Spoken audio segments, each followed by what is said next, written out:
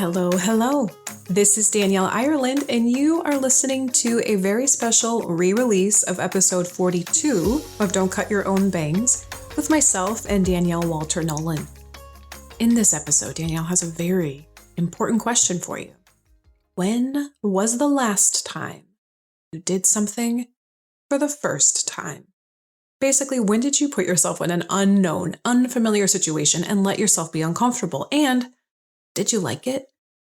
Because her hope is that you do, and that you let yourself go on adventures, that you continue to let yourself explore, that you don't ever look at yourself or your age or wherever you are in life thinking, I'm done. Because friends, my gosh, there is so much world out there. There are so many other people, so many new things to explore. And I know this firsthand, that when we are so zeroed in and laser focused on our to-do lists and our tasks and the people that need us and the things that we feel like need to get done, our world can start to feel kind of shrunken in and small. But taking an adventure or simply asking yourself, when was the last time you did something for the first time? It can open up and unlock some pretty remarkable possibilities. Danielle talks about that in her personal life as well as her professional life with her wife and partner and their company DNK Presents. She created an incredible documentary that talks about this very thing as well that I hope you check out. But I'm going to let Danielle do more of the talking, and I'm going to let myself, Danielle, with Danielle in the episode, continue this conversation because it was a blast and I just have loved re-listening to it. You pick up something new every time. So without further ado, I hope that you enjoy Danielle and Danielle. And when you have a moment, I would greatly, greatly, greatly appreciate you leaving a comment, a review, a question, rating, subscribing to the podcast. All of your interactions with this podcast actually helps it grow and find new people. Thank you for tuning into this episode. Get ready to sit back, relax, and enjoy. Yes, that's good. Okay. That's good. So I got the video, you got the photo, we're good. Okay. So Danielle Wolter Nolan, thank you for being here. Thanks for having me. This, I feel like, has been kind of a long time in the making. I know. I talked to you about being a guest on my podcast when you were newly pregnant, maybe just openly talking about being pregnant with your son. Yes. And we were both working with Lindsay Picardo at her wonderful event, The Weekend. Mm-hmm. And you were doing Disney yoga. And I was talking about something mental health related. I don't remember. I think it was about permission and writing permission slips. And when talking about talking about anxiety and depression, but I called it squirreling and slothing. Yeah. I love those words. Well, thank you. Thank you so much. So this is actually the Compliment Me podcast. And what else do you like about me? No, everything. Thank you. So glad. But we just had the best conversation. I believe you made a documentary for your company, which I'll let you talk about in a second. But you had just done a documentary and it had been submitted and accepted into the Heartland Film Festival. And you were getting a lot of great publicity, and the work that you and your wife do was getting a lot of incredible publicity. So I'm so glad that this is here. I know. And I have to give you a lot of credit because you reached out to me and you were like, hey, are we going to do this thing? I was like, hey, I remember we talked about it, and I get your emails, and I'm like, I just also want to see you again because you're a friend and I think you're awesome. So, Danielle, I just like saying your name because it's also my name. I know. I think Danielle's, we're just solid. Mm-hmm. Just shout out to all the Danielles out there. Yeah. Well, people. Danielle, thank you again for being here. And I would love for you to just introduce not only yourself, but DNK Presents and tell us a little about you. Yeah.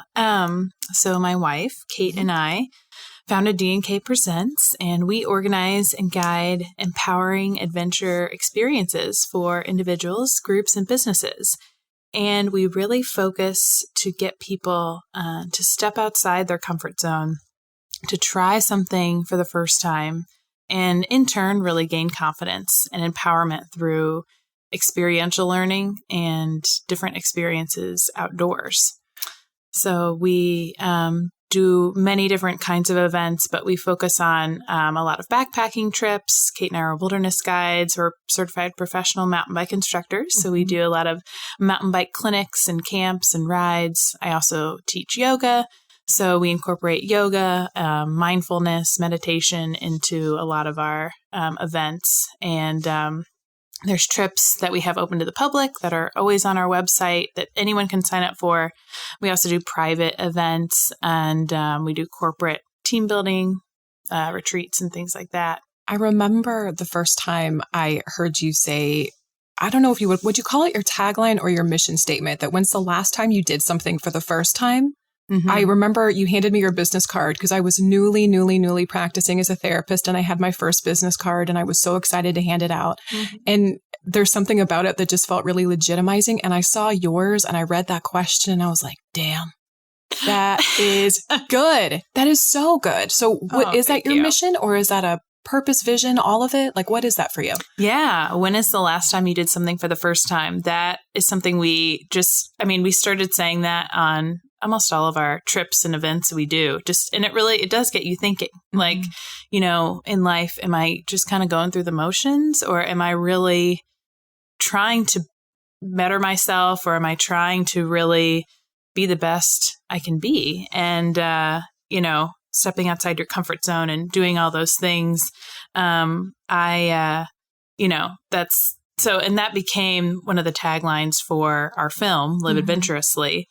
And we're actually now in the process of turning Live Adventurously. And one thing I didn't mention with DNK was that we, in addition to the trips we do, in addition to that, we do a women's adventure giveaway.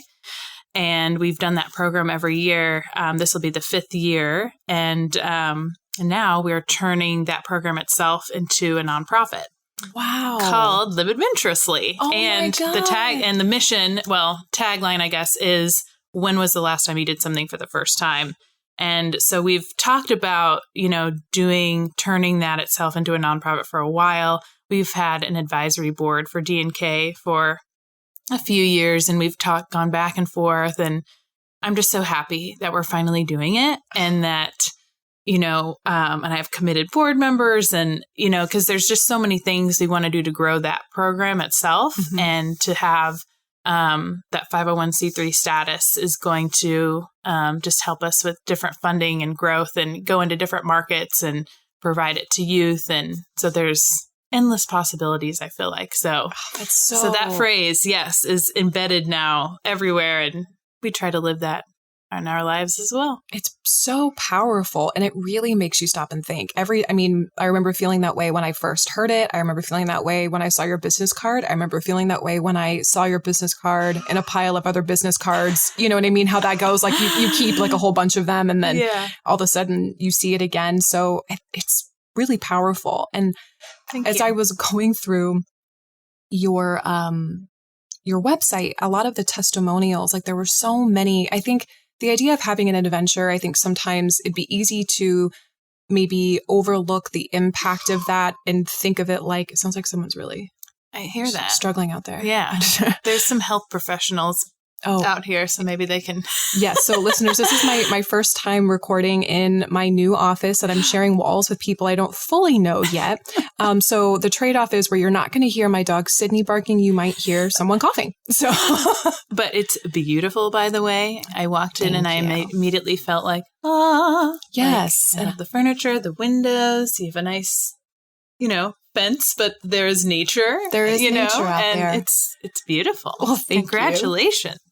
Thank you. And but to bring it back to you, I think the way that helping somebody stretch outside their comfort zone and not just go on a vacation, but go on an adventure.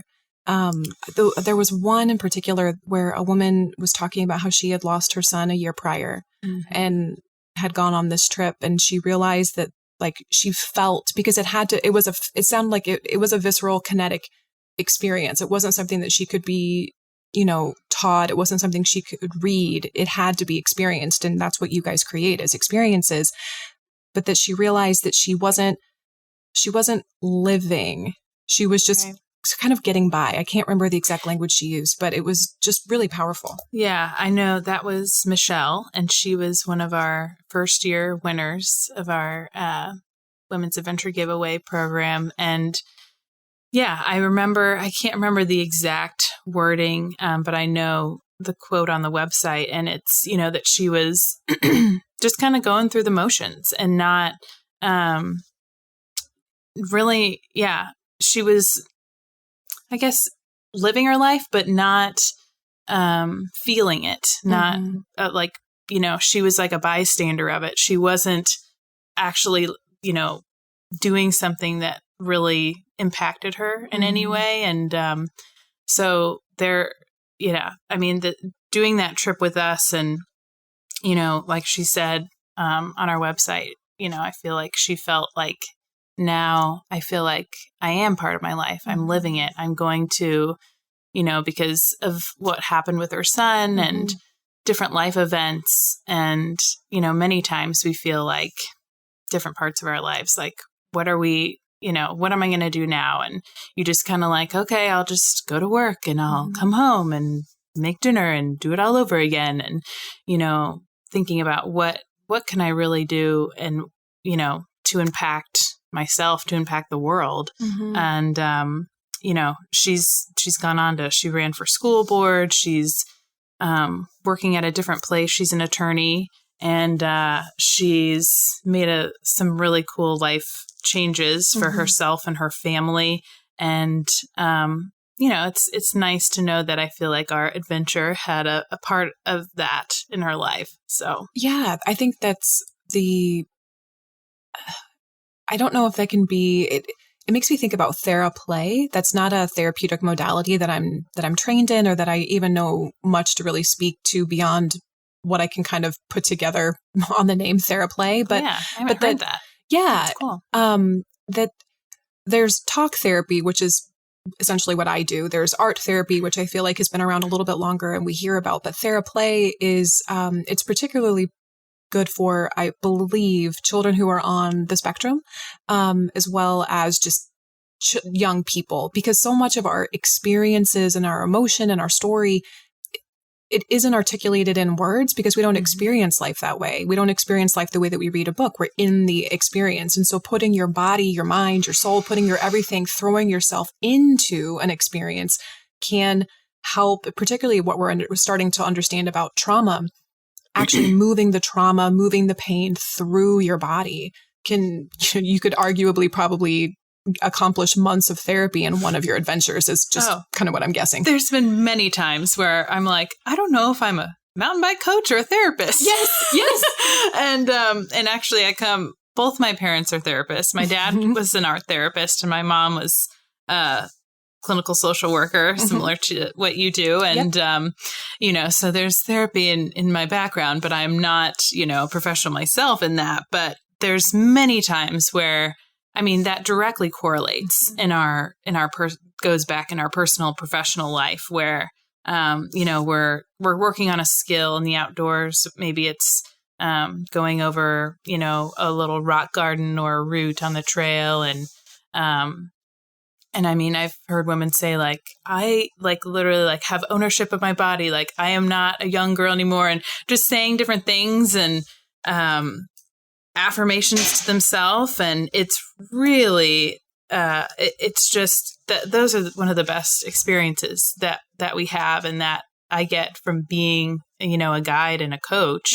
And, they're like, I never thought, many times I could do this, or I, didn't think I was strong enough or capable enough. But if I can do this with you here, what else am I limiting myself in my life?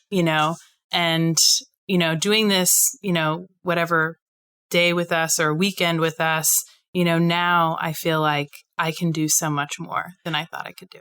And that is the power of lived experience. And that's something that I talk about with clients a lot, particularly with shame or pain. And when we're trying to self-protect, or we're trying to numb, or we're avoiding, or just deflecting, like all of these behaviors that are not like logically, consciously, we know we don't want to do them, but we do them for a reason. And that reason is always connected to something we experienced. We experienced rejection. We experienced bullying. We experienced assault. We experienced pain, loss, grief, right? And we can't rewire an experience just only through talking about it. Now, I know that may not sound like something a therapist should say, but because I think awareness is a key piece of that. And I think that that's the type of therapy that I do and that I'm passionate about, is bringing about that awareness so that you can take the steps or make the changes that you need to work through with that newfound awareness, which is what I think just an adventure can do. And actually what really struck me about that particular testimonial, I was reading, I don't know if I want to say all of them, but I read a really good chunk of them this morning when I was just kind of getting ready for today. And I think what really struck me about that woman in particular was not only the story of her loss, because I experienced a miscarriage last year at 13 weeks and it was a boy. And,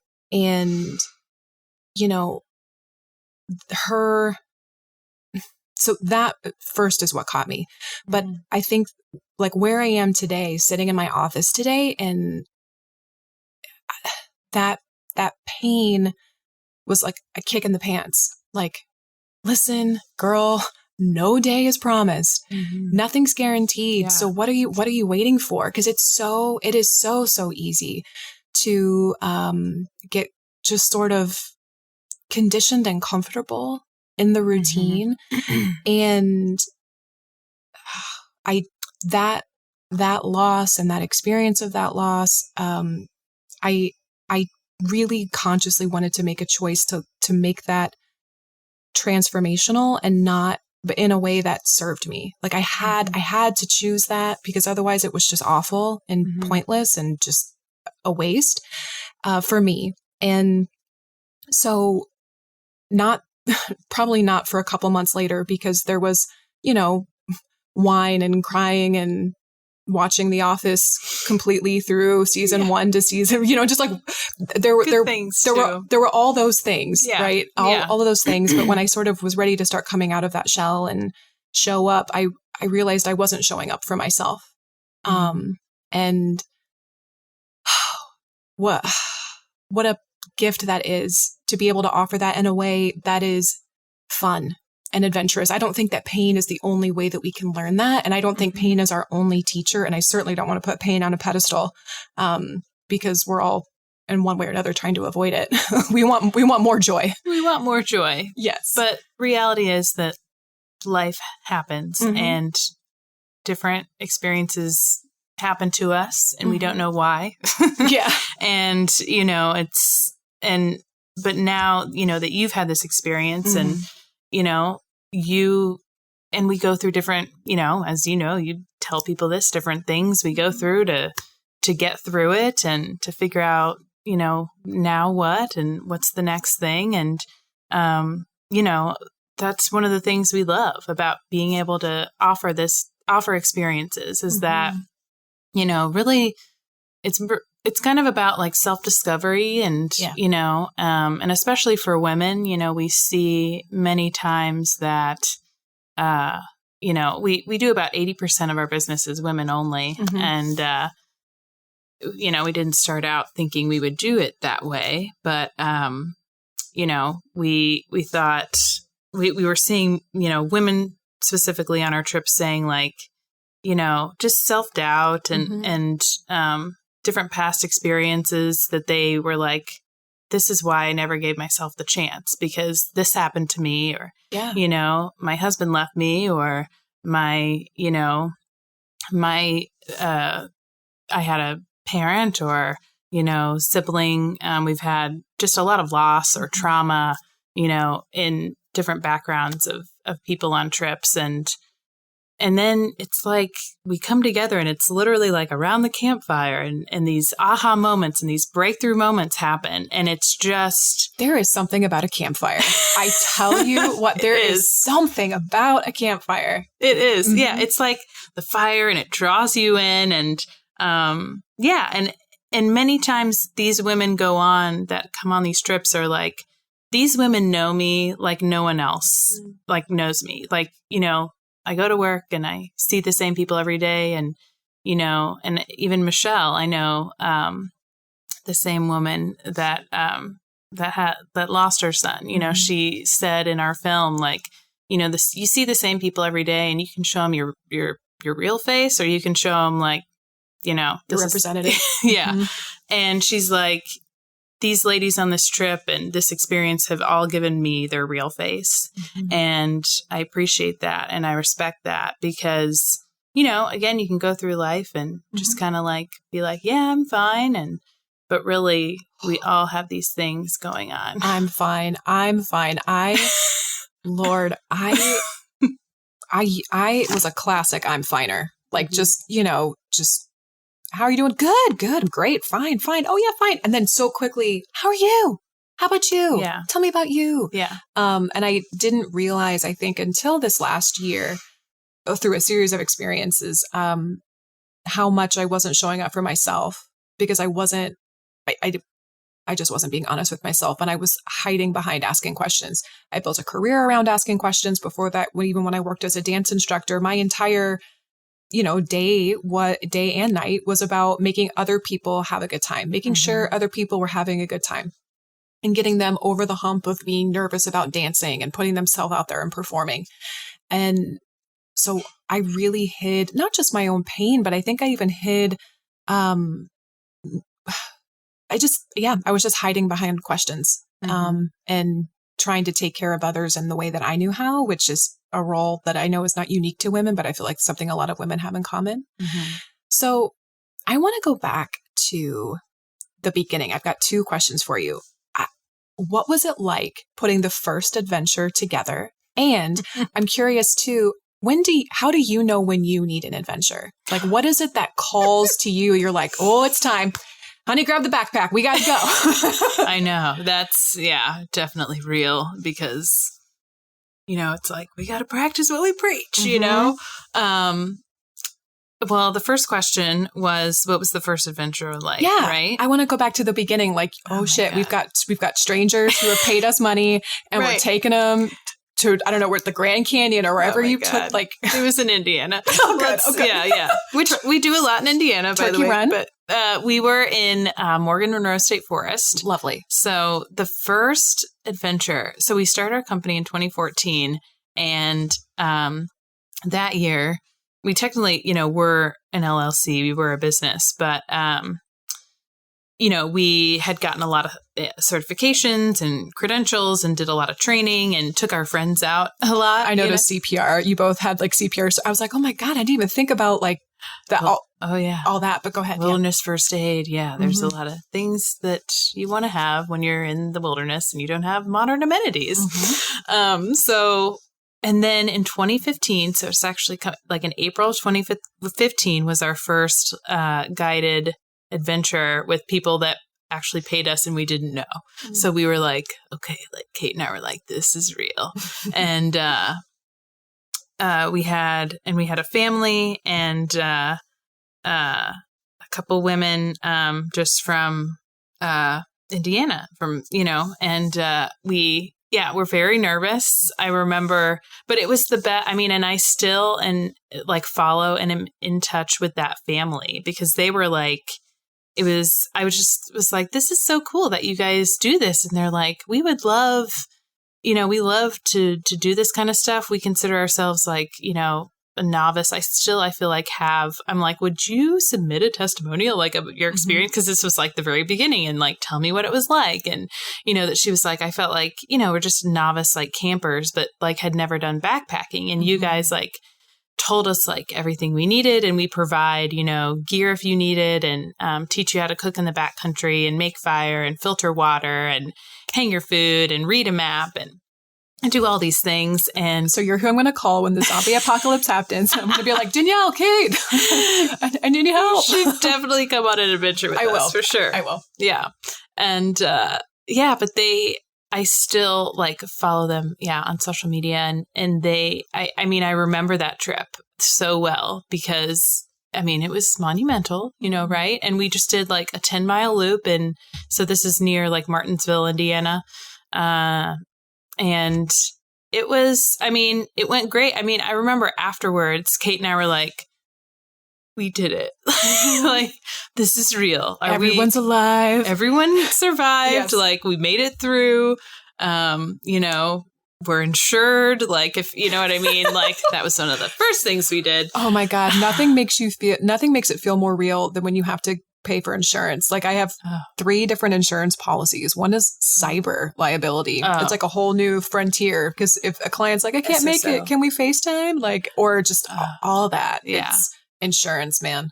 Yeah. It's real. It is real. Especially when you take people outside and, and they have to walk you through all the worst case scenarios that you're spending so much time trying to not think about. I'm like, that's not going to happen. And luckily, never happened. Knocked on wood. Never happened.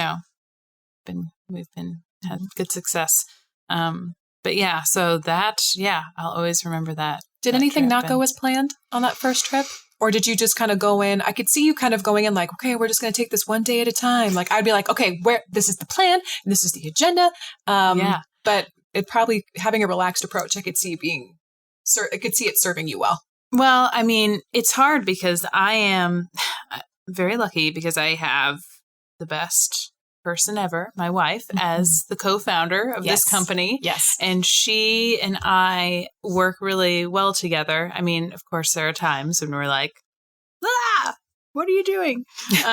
But I think we have different strengths and weaknesses, and that helps us balance each other out. So I felt confident in that, like we were together and we were doing this together.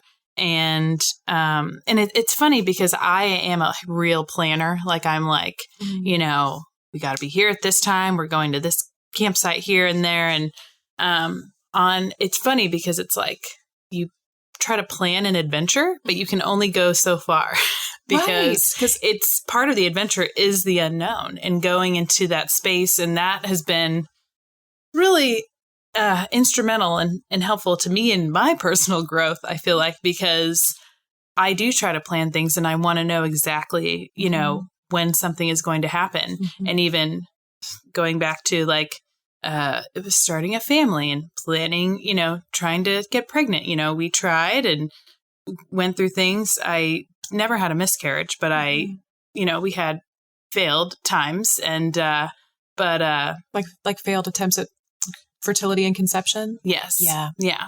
And that's like yo-yo in and of itself. And it's like, and you try to plan and even, you just try to plan things in your life. And I'm a scheduler and then it just doesn't. Yeah. And then checklists are so satisfying. I mean, it's like a little bit like a little hit of crack. You're like, swipe, that's right off the list. And that's on to the next thing. But then life throws you curveballs and but that's also when you're challenged and pressed and have to figure things out, it's also incredibly rewarding. It's just, signing up for the unknown. It's such a unique element to what you do. Yeah. Like people are signing up for uncertainty, which is pretty incredible.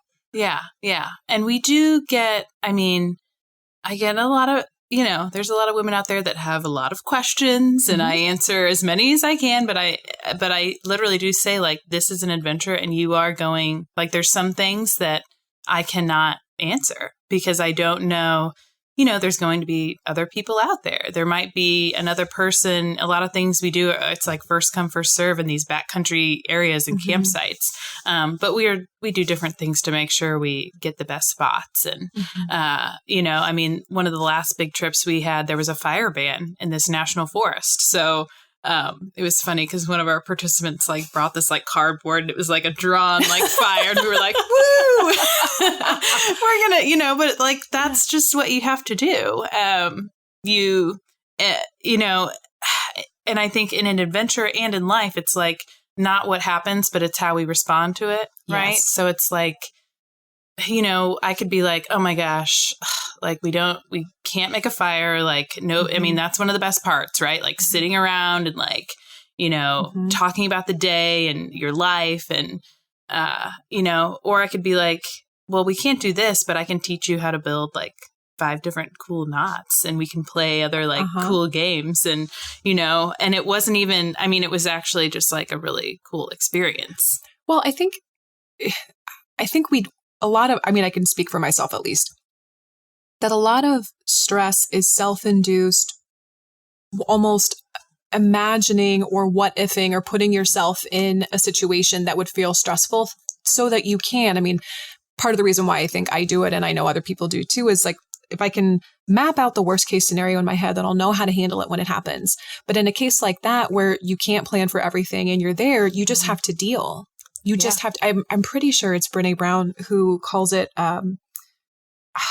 I think she called it foreboding joy, where when we're in an experience that we're setting out to have fun, and then we imagine something awful happening, like a flash in our head, it just pops through. And that's our little, our little lizard brain is trying to seek safety, and that's where fight, flight, and freeze and all that. But you just like, you're in a place and you're like, oh, this is amazing. But what if, I lost all my food and water? Or, right.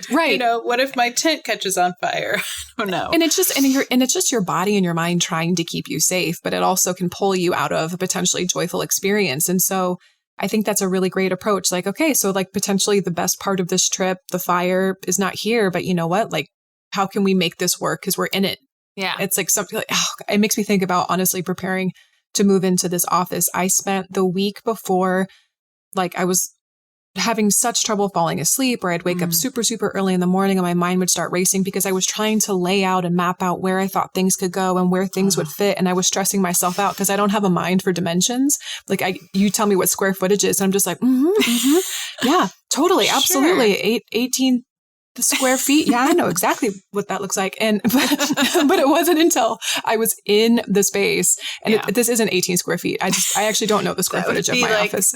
That corner. Okay, so see, I don't. A little bit. Yeah. I don't know. 10 by 10? I don't know. Yeah, that sounds about right. I did it! Yeah, yes! Probably. Okay, yeah, cool. Like well, a room? Who knows? Listeners, you don't have a ruler. You don't know. It's but it wasn't until I was in the space that I had to figure it out. Mm-hmm. So, I want to bring it back to, when do you know? Like, what is that feeling or that call or that sensation that you have? You're like, oh, I need an adventure. Oh, yeah. Yeah, that question. That is so good. I mean, because Kate and I, we, because you start a business and it's like, it's like the hustle, and it's like, you gotta work. I hate that word, but it is the hustle. I just hate it because it's just like the hustle, the grind. You got to grind it out. Yeah. Never sleep. Yeah. And it's like, then you have a kid and it's like, well, you never sleep then. Oh. And but it's amazing. But it's hard to get that time, I think, with Kate and I, and we have to come back to, like, I remember looking back at, this was like a couple of years ago, and I was like, we are not doing this again. Like, we are not like giving up every weekend to like do stuff for the business. I'm like, we need at least in our busy time, like, like 1 weekend a month and to ourselves, and, to try to do something that is for ourselves. And I think now it's more like this year, like at the end of the year, and, you do your intentions and everything, and which we never really did that a whole lot, but this year we did. And Kate did it with me, which I wasn't sure if she was going to, because I'm more like that. I don't know, but she did it with me, which is really exciting. Yeah. And, and I was like, I don't ever, I didn't want it to be more like, okay, we're doing this on this weekend. But I'm like, how do we just build it into every day? And it's like being healthy and being happy for us is getting outside and, taking a hike or taking a run or taking a bike ride. And I'm like, if we can't, I'm like, I know like I can't work out every day and I don't want to, but I, want to do 2 to 3 times a week. I want to like hike or, take a bike ride or run.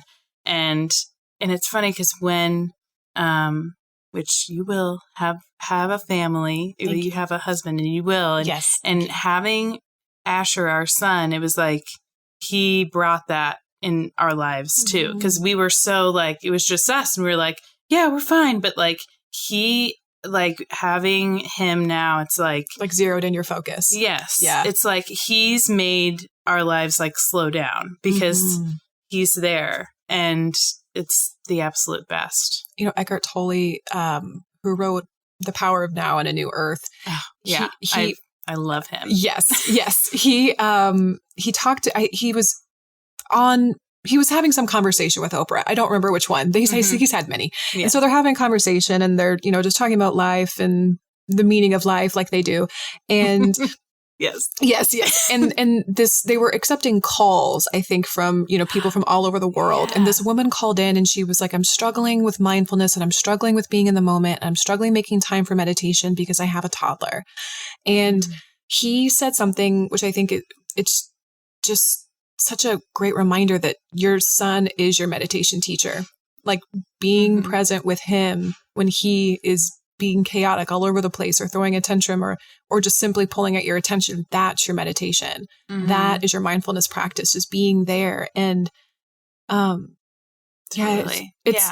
it's just sometimes it's hard to know what self-care looks like when, you know, when your needs change and when the structure of your life changes or the structure of your family changes. So So there's just a lot of, you know, I was just talking to a friend, she's in California, that had a lot of, she just had a baby, but had many, many years of like struggling to get pregnant and have a child. And she was like, did you have postpartum depression? And, you know, we were talking about different things of how this, you know, you want something for so long. And then it's like, I felt like, you know, then we have our son and then it was like, okay, we have this business and it's like, I'm so grateful we have him. But now I'm like, I felt bad to work on the business, but I also felt, you know, bad that I was like, I was staying home with him when I could have been at this other event. And it's like, then it's like this internal battle of like, you know, and then I just have to come back and say like, no, like this is like what we wanted for so long. You know, I shouldn't be like angry at anyone that, you know, my time is just different now and scheduling is different. Well, it's like your adventures, right? It's, you know, each day is presenting something new for you. And one day could be totally dedicated to your son because he requires your attention in that moment. Even if you had like a plan, like you had a plan to have fires and then, oh, you can't have fires now. So what are you going to do? And so you had a plan to work on the business and then your son needs you. And then now you have to be there with that. I'm on day 5 of my first, I actually don't know what this treatment is called. So I apologize to anyone who might be curious or interested, but I, you know, had a follow-up appointment with my OBGYN recently just to make sure that like I had, you know, everything had healed properly, that everything was exactly as it should be. And I got a clean bill of health. Everything is good. And, you know, but we're still trying to make a family. And when you want something, you're like, I want it now. You know, it's just, I think that's why I don't actually, like Starbucks isn't my favorite coffee, but I love the consistency of it. It doesn't matter what Starbucks you go to, where in the country. I mean, I think that's sort of the McDonaldization of America, right? It's like, I know what I'm going to get when I want it. And if I want it right now, God damn it, I'm going to have it right now. Yeah. And so same. Yeah. You know, like, 3 parts, whatever. Right. Like, but actually, this is something new. It's their almond milk, honey, flat white latte. I know there's so many words. I know. I mean, everyone has their order at Starbucks, I feel like, you know. If this weren't on the menu, though, I wouldn't remember how to say it. I'd be like, can I get the thing with the thing and the thing? But anyway. 2 pumps of that? Yeah, and just a half pump of cinnamon. No. No, I'm the worst orderer ever. That's why I try to be super nice to anyone who, like, any food service. I'm like, because I'm a high maintenance order. I'm like, can I get a little extra of this, but this on the side and this, and could you it's just, anyway. Oh, that was a tangent. But I'm on day 5 of my first, I could call it round of fertility support. So I'm taking, I think, Clomid or Clomine or something like that. And it's supposed to help boost my estrogen for 5 days. And then on, I don't know, the middle of my cycle, I get a shot of something that is supposed to basically help us time when the egg drops. Oh. And it's Avidril? I don't know, maybe. Oh, Kate had to shoot me in my stomach with Avidril, and there's Ew. And this is crazy. So the shot's in your stomach? Well, all of it. I don't know. I don't know. I mean, I haven't had it yet, so I don't know. Oh, well, you'll be fine. I mean, Kate had this is what's also crazy about I'm sweating right now. You can't see me, but I'm sweating. I'm like, okay, cool. That's all right. That's awesome. Kate is not she doesn't like blood. She's the most non-medical person ever. And she was like, I'll do whatever it takes, And it's funny because, again, you try to plan everything. And we had planned. So our anniversary is the 4th of July. Oh. And we were planning this bike ride in Brown County State Park because that's where we got married, actually. And so we planned this. And of course, that's when I'm ovulating. Yep. That's, of course, when it will happen. And we are at Midwest Fertility. That's where we did all our stuff in Carmel, and love it. Amazing people there. And so they're like, okay, so you have to do this shot at exactly this time, because then 24 hours later, then you have to come in and we, do the whole process. Yep. The insemination. That might be the exact same. That might be the exact thing, because we're doing the shot, but we don't go there to do the process. We do the process in the home office. And so, but that's, I think that's exactly the same thing. Oh, yep. Oh my gosh. Well, And that system worked for us. Oh, good. Yeah. So, wonderful. Well, obviously here you are with your family. So yeah.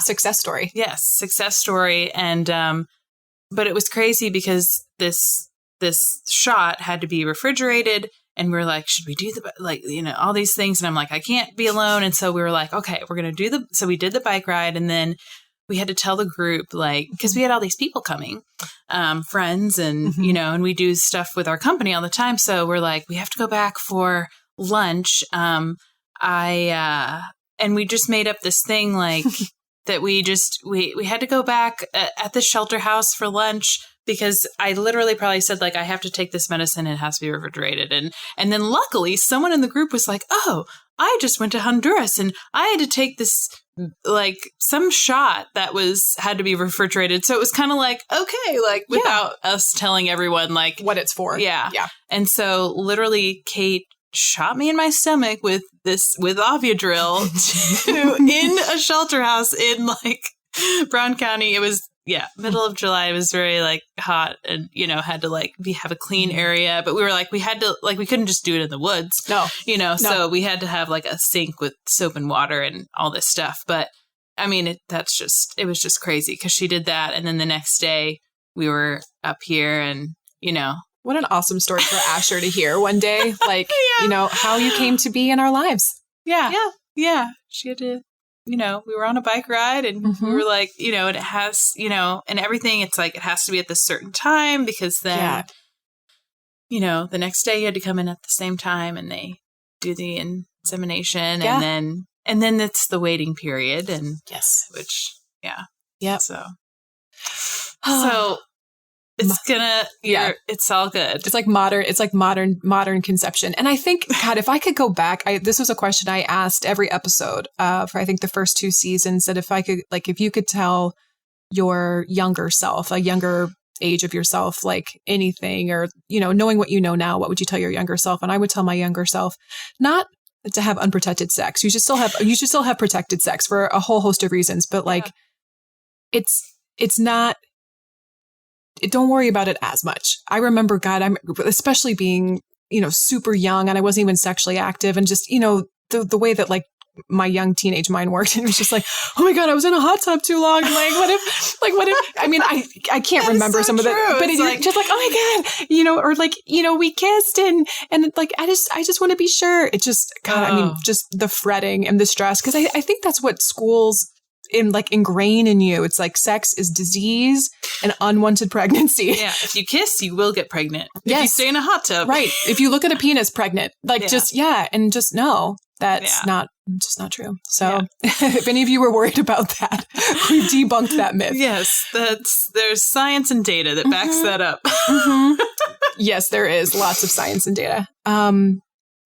So I want to go back to the adventure part, and you're going out there, you and Kate, you're creating adventures for people. Do you have a moment in one of these trips that just completely took a left turn, just a curveball, you couldn't prepare for it, and it turned out to be just even better than you could have planned it?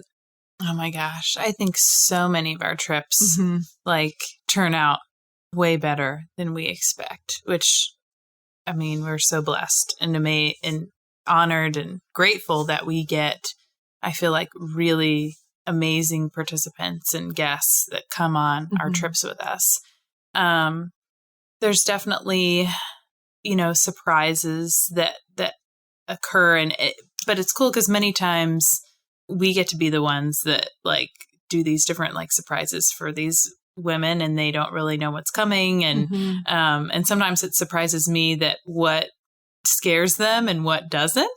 I think most of it, probably for me, since I've this year I haven't been on as many trips at all, really, especially overnight because of our son. Right. And, but our Women's Adventure giveaway last year in May, it was like I had Asher and I had a friend with me. Actually, it's funny. We become really good friends with these women too, because we all kind of go through, like, they open up, we open up. It's just a really harmonious experience for everyone. So we usually stay really friends with these people.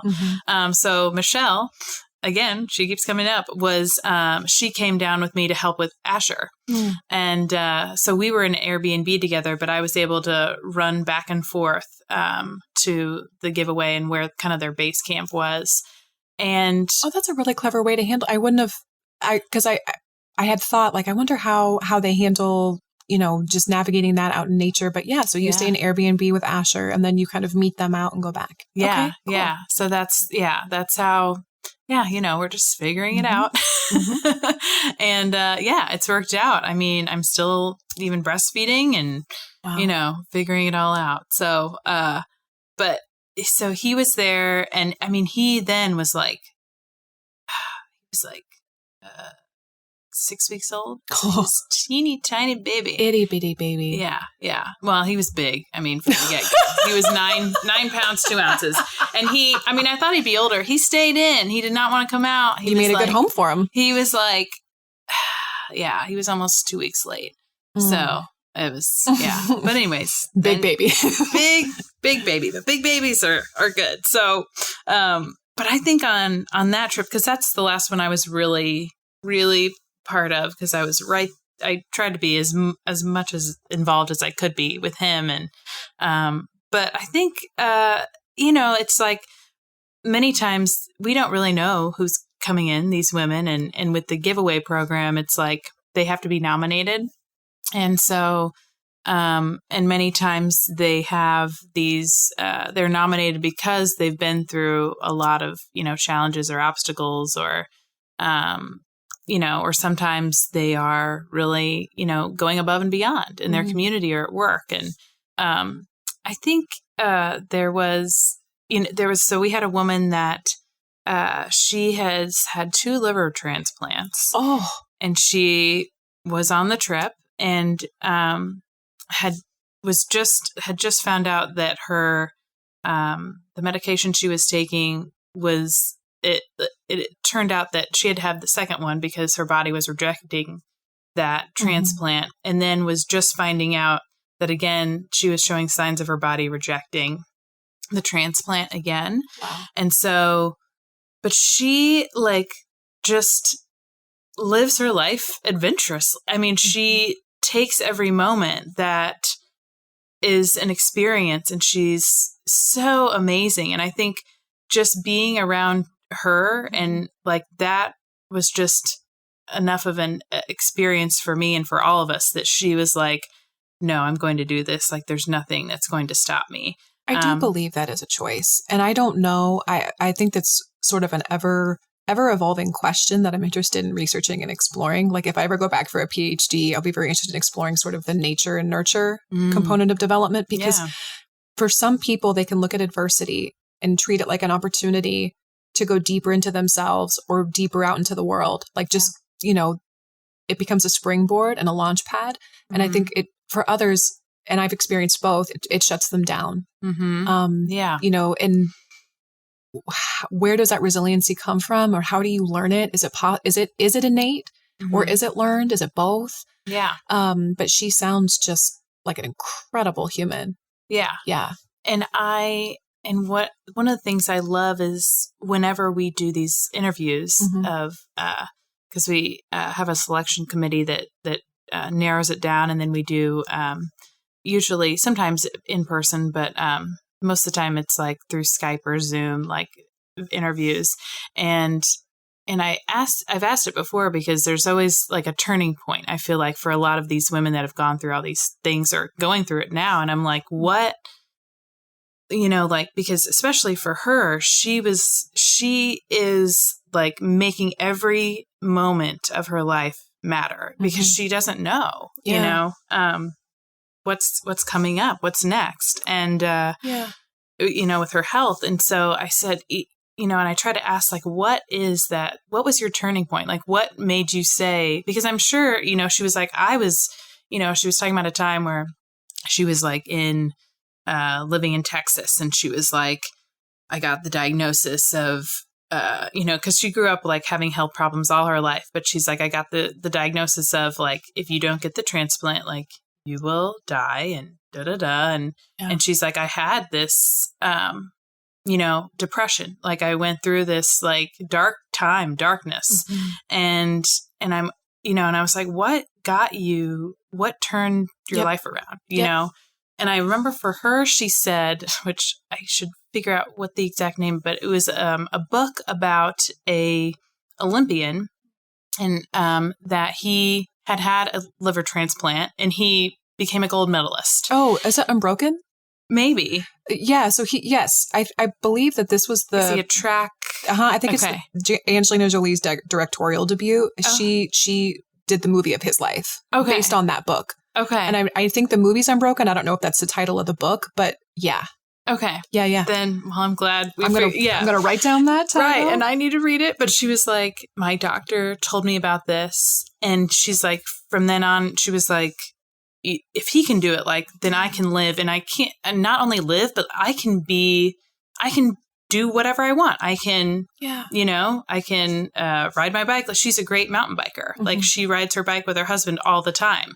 Like I can hike. I can not only just live, but I can really thrive. Yeah. I can thrive. Yeah. That is the power of story. Mm-hmm. I think that is the power of story. It's which is why I love the podcast so much and why I love talking to people so much. It just, I think, and that's also why I love, film and stories, but I just love it all. I mean, inspired. And that's probably why your documentary has done so well, is that telling someone about what you do is probably very different. Well, I know it'd be very different than experiencing it, which I will do. Yes, you got me. And, but also I think watching others experience it is different than even telling it about it. So I think communicating that message in as many ways as possible is just so important. Yeah. I mean, it's funny because early on, because many people were like, you have an adventure company. Like, why do you want to do a film now? And it's like, we're crazy. I mean, because it's an adventure. And, and even Kate was like, oh, this is a lot of money. And, we tried to raise some money, but really it was mostly DNK. Like we just bootstrapped it together. And, but for me, I was like, we're doing this, giveaway program event. Like it's not enough that we're doing it for these 4 women. I mean, which is amazing. I wish we could take them all because all these stories, but which is why you're making your nonprofit. Yes. Yeah. So we can help more people and offer it to more people. Mm-hmm. But we, I said, if we could document it, like we could then, show people all over the country, all over the world to be inspired to live their life with adventure and try something. When was the last time you did something for the first time? Mm-hmm. And I've had people email me. I've had people call me, text me, saying, I saw your film and, it inspired me to, I went to Ireland with my sons and we climbed this mountain, which, they're like, to me, it was something I never thought I could do, but I saw people that I thought, well, if they can do it, I can do it. And again, it's like coming back to like with Bridget's story of the liver transplant and, like she was like, well, if he can do it, I can do it. Many times I think it is like, seeing is believing. Yes. And we have to have that in our brain. I don't know, I love reading about the brain and the chemistry. And it's like, okay, like, and that's all it takes. So I love chemistry and figuring out like all those things with how that works. But I knew that like being able to document these stories and how this is a life transformation of self-discovery. And, these women could be you. They are no different. Well, seeing is believing. I think that sentiment was really a driving force behind me making the podcast, because I was about to take a leap that I was terrified, like in the throes of it, I was terrified. And so I couldn't see enough examples of people saying, I was scared, but I figured it out, or I made a mistake, but I figured it out. Like I just needed that, but I figured it out. And I needed to hear that again and again and again and again. Yeah. So I just, said, all right, I'm going to make the content I need. And that's what got it started. And it's evolved and it's changed. It's not only that anymore, but that's definitely why I made it. And I do think in some sense we teach and create the things that we need. As I think creativity can be medicine in a way. Oh yeah. Yeah. Yeah. Art, music, film, being outdoors. I mean, it's all like outlets for us to become, hopefully, the best versions of ourselves we can be. I never thought, we would, I would be, making a film and doing these kinds of trips and all these stories. I mean, it's just every day is truly an adventure. Every day is truly underlined, italicized, truly an adventure. For sure. Well, Danielle, it wouldn't be a Don't Cut Your Own Bangs episode if I didn't ask you what your cut your own bang moment is or was that you've decided that you want to share with us. Oh my gosh. I was thinking about this a lot. And I'm like, I mean, there's just so many. I know. It's like, it's just life. It's just like every day I'm like falling on myself. But I was like, I should, think of something with DNK. And I mean, there's definitely been times that we've, fallen. I mean, literally and bled. Sure. Blood, sweat, and tears. I would say there was a time that I was leading a group and I was, it's just so painful to even think about it. I should probably, this is like our session. That's when they're the best. Okay. This is my session with you. Tell me more. So, I was leading a group and I was actually training a new guide. So we have amazing other women guides that guide for us now, which is awesome. And we were on a trail, a hike I've done many, many times. Even the very first one, like this is like that trail. Like I go on it every year, many, many times. And we start with a group. We have a great group of women, and in the park, they were doing some like construction and like rerouting some of the trails, because they were putting in a new trail, for like a paved trail for like a, biking and things like that. And, I was like, no big deal, and, so we start going, and then, I realized like, man, we've been on this part of the trail for a really long time. I'm like, we should have, been going this other direction. We should be going southwest instead of west or whatever. And so I talked to my other guide and she's like, and I look back and I'm like, okay, we must have missed the turn because everything kind of looked different because of what they were reconstructing in the park. So we go back and then I'm like, okay, here it is. And this will link up to the trail that we're supposed to be on. So we go back on it, or we get on this trail, and I see the trailblaze, and we talk about trailblazes and all this, and we're on this trail, and I realize probably like 30 minutes in, I'm like, this is wrong. Oh no. This is wrong. 30 minutes in? Well, I'm like looking, because I have my GPS and I'm looking at it, but I'm thinking like, this trail should link in to this other trail that like I've been on and I know, but it's not. Oh no. Oh yeah. Literally lost in the woods. Yeah. So I'm like, and I can't at this point, when you're in the backcountry, like you have daylight to think about. Oh, right. And so I'm like, if I go back and then we go back again, like we might not make like the campsite like before dark. So I figure out where we are and I'm like, okay, we'll just be in a different part. Like we're still in the forest. We're on a trail. It's just, we're going to be on a different like section. But I was still like really mad at myself that I was like, I can't believe I missed the turn. I'm supposed to be the expert. I'm supposed to, like people are supposed to be listening to me and, so then I'm like, okay, instead of being at this campsite, we're going to be in a different location. And, we get to this spot. It's like beautiful. There's a lake there and, I knew about it before, but I was also like, I hadn't been on a trip there because I wasn't sure if you could camp there. Like you can recreate there, but I wasn't sure if you can do like overnight camping. Well, turns out you can because, I mean, it's like not, it wasn't enough that I got us on a different trail. And then I had to say like, I messed up. Like we are going to be okay though. We're just taking a different route. We're going to be on this campsite instead of the other.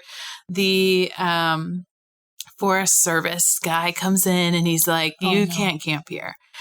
And I'm like, so hold on. So I don't know enough about like, I don't know enough about this to know really what I'm asking, but like, so like the Forest Service, like ranger people patrol. I know like, how did they know? I want to know how they knew you were there.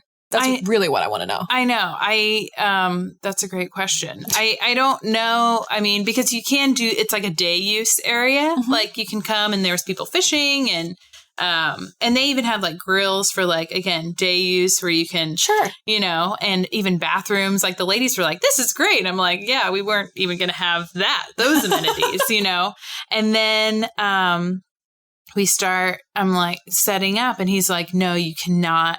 And it's just like, yeah, I mean, they just randomly patrol. And of course it happened to be like, right. And then, so that was like the most probably horrifying I felt experience. And I even told cause I'm like, look, I'm a business owner and I, took them on this and it was my fault. And he, I thought like, maybe he'll just like let us stay. Yeah. But like, he didn't. He drove us all back, like in shifts to like this other area. They drove you back?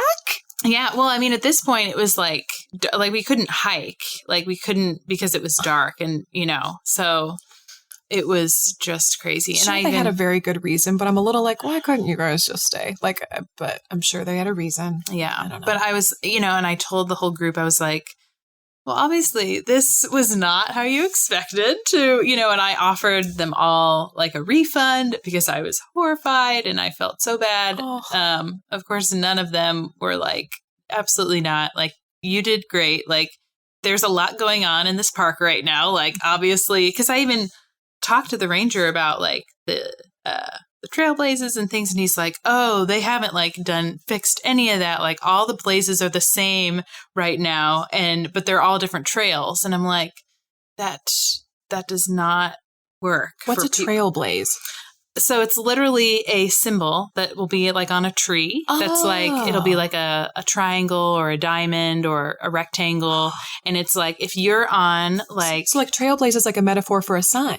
Yeah. Are you following the signs? Ooh, yeah. The trailblaze. Yes. I'm loving it. Okay, go ahead. So it's literally like, like trailblazer. It's like, that's real. That's a real thing in the woods. It's like, yeah. That was just a light bulb moment for me. Yeah. So like trailblaze. Oh God. Yeah. Sorry. Too many light bulbs. That's wonderful. Yeah. So like when you're on a trail, which another reason you've got to come on a trip with us. So I can learn. Yeah. Mm-hmm. So, to identify, like, for example, the AT is identified by a white rectangle.